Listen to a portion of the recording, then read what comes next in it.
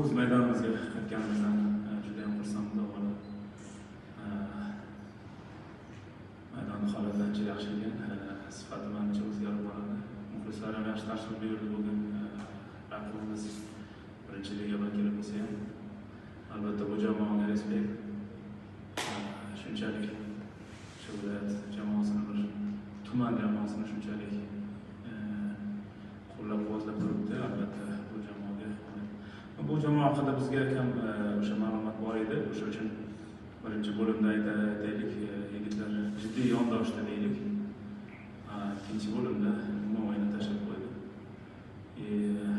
O'sha ba'zi bir zaxiradan chiqqan yosh o'yinchilarimiz o'zini ko'rsatishdi. Biz so'ragan edik. O'yin haqida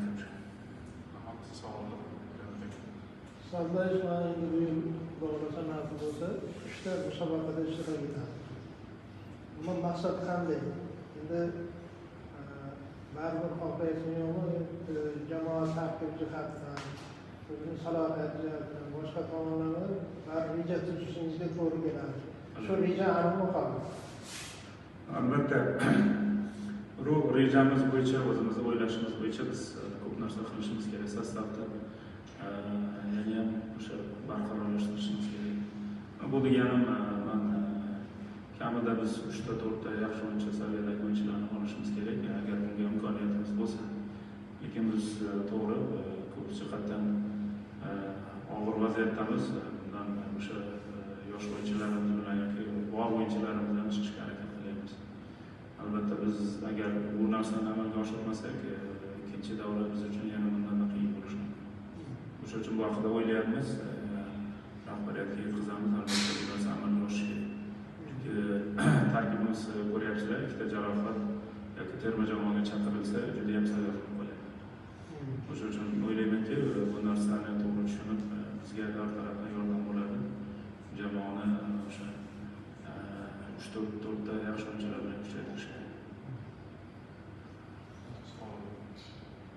Shala ko'rinmadi. Umuman tashqari, Shaladan tashqari jamoadagi yo'qotishlar yoki jarohatlar haqida ozgina ma'lumot bersangiz. Shala o'yinga ketgan edi, o'sha oilaviy muammosi bilan jarohati ham bor edi. O'sha narsa oxirgi o'yinlarda o'ynamadi. O'sha uchun jarohatdan qilyapti. Ko'p uchrashuvlarga biz jalb qildik. Uni oilaviy muammosi bor. O'sha uchun bilmadim, bu o'sha jarayon qanchalik keyinchalik qaysi tarafga hal bo'ladi. Chunki oilaviy muammo bo'lsa qayerdadir balki shartnomani to'xtatish kerak bo'lib qoladi. Lekin buni hali aniq решение qilinmagan.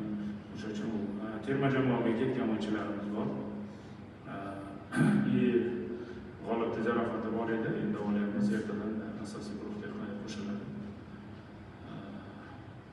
Murodni bugungi o'yinda kam o'ynatganimiz, ozgina yengil jarohati bor, bilasizlar oxirgi o'yinda o'ynamaganidan, o'sha uchun biz unga kamroq vaqt berdik o'ynashga. Savol. Bo'ldimi? Rahmat.